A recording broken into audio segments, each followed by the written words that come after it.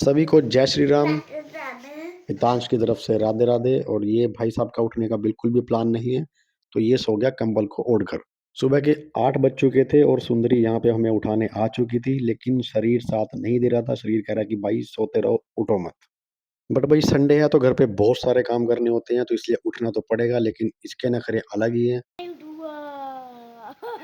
तो ये उठे ना उठे भाई, हमें तो उठना ही पड़ेगा। तो हम उठने की तैयारी करते हैं और हम चलते हैं फिर अभी नहाने। संडे का दिन मतलब आलू के परोठे। आलू उबाल दिए गए थे और सुंदरी अपने काम पर लग चुकी थी आलू के परोठे बनाने के लिए। तो मैं नहा के रेडी हो चुका था और सबसे पहले हमने करे सूर्यदेव महाराज के दर्शन। रसोई में आके देखा तो परोठे बन के रेडी हो चुके थे, बट उससे पहले करनी थी पूजा। तो भाई मैंने करी विष्णु भगवान और तुलसी माता की पूजा। उसके बाद मंदिर में आके करे गुरुदेव महाराज जी के दर्शन। फिर हमने खाए भाई आलू के परोठे, वो भी मक्खन के साथ में, जो कि बहुत स्वादिष्ट थे। फिर भाई नाश्ता करने के बाद मैं और हितांश आ गए पार्क में, क्योंकि उसको करनी थी स्लाइडिंग, वो भी चप्पल पहन के, जो कि वो कर नहीं पा रहा था और स्लिप होके नीचे ढह पड़ा। 1 से 2 घंटा स्लाइडिंग करने के बाद में उसको लग चुकी थी भूख, तो उसने खाया एक ये छोटा सा कपकेक।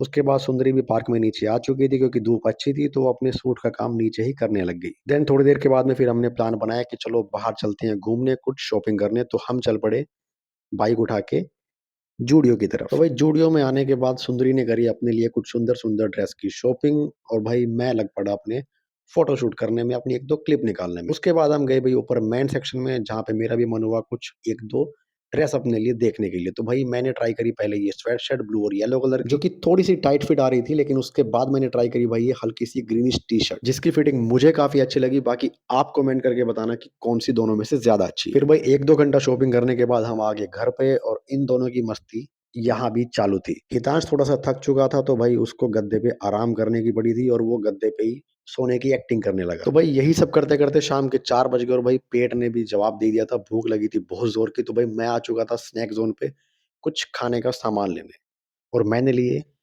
खाने के बाद हाथ मुंह धो के भाई मैंने किया न्यू मंदिर का सेटअप और करी वहां पे पूजा। इतने में पीछे से आ जाती है सुंदरी। थोड़ी देर के बाद भाई सभी लग जाते हैं साफ सफाई में, लेकिन ये भाई साहब आ जाते हैं अपना मास्क पहन के करी हुई साफ सफाई को और सफाई से बिगाड़ने में। जब तक सभी कर रहे थे साफ सफाई, तब तक मैं लग गया भाई गाजर पाक बनाने में। ये गाजर पाक है गाजर फाक है, वो आप कमेंट करके बताना, लेकिन गाजर का हलवा इसको कोई नहीं बोलेगा। और दूसरी तरफ हमारे साले साहब ने करी अपने रूम की डेकोरेशन, क्योंकि उसने मंगाया था एक न्यू वॉलपेपर। और इधर देखते देखते हितांश ने बिठा दी थी कार्रवाई केक कट करने की, क्योंकि जन्मदिन था आज हितांश के मामा श्री का। अब जन्मदिन चाहे किसी का भी हो, केक चाहे किसी का भी हो, कट उसको हितांशी करेगा, और सबसे पहले खाएगा भी हितांशी। उसके बाद भाई हमने भी केक के थोड़े से लुफ्त उठाए, और हितांश ने भी काफी मजे किए, बहुत जम के केक खाया।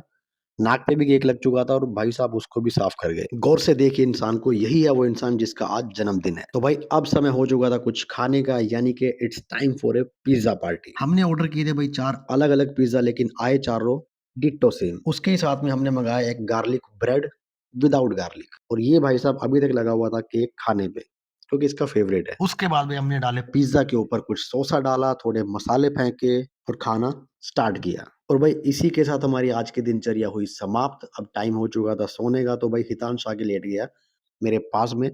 तो भाई थोड़ी देर उसने खेली गेम, करी ढेर सारी मस्ती मेरे साथ में, और उसके बाद भाई हम दोनों चले गए सोने की निद्रा में। तो शुभ रात्रि, जय श्री राम।